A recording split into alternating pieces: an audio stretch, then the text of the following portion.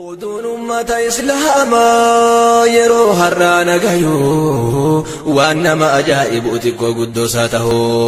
dargaggeessi islaamaa har'a yoo lafaa ka'u biqiloonni guddinaa fi namni taa'ee lakkaa'u waa'ee jaalala dubraati kan inni itti yaadahu keellaa tanatti kufa bira dabruu hin danda'u yeroon isaanii dhumataa osoo kanaaf dhama'u baratee dalagatee galma tokkollee hin ga'u isaan galma gahu asid dabde dubbin nu qajeelchi rabbi amriin handusin mee shamarran islaalaa taada abbaan islaamaa hidhiin jirri fakkaatti diimessite qalaman hidhii diimessuu kana kaayyoon isaa waa lama tokkoffaan kuffisuudha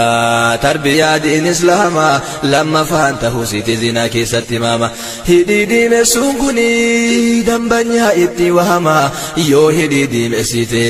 jaalallee isii tahama zinaa dalaguun kana haasayaa bifa qaman ati mee sajirta yaa abbaa islaamaa ijji kee kana argoo irraa maaf ta'e jahama maasiyaa jaraa qixxeessitu irraa qoodama ka jaraa sinaa batta keetu qaraa guddama silaa ati guddiftee tarbiyaadhaan ganama salbinni gurguddaan kun maaf nu keessatti argama salbinni nu keessa jirru har'a yoom lakkaa'ama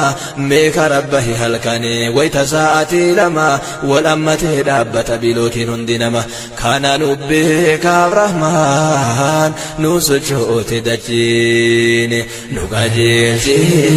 rabbi amriin hunduusin hidhii diimessuu kana nu duraan kanu behinuun ambata karra garra yoo karaa irra deemnu maal jedhe sinitti ma ambista waliin behinu wama keenya dubbanna waan nama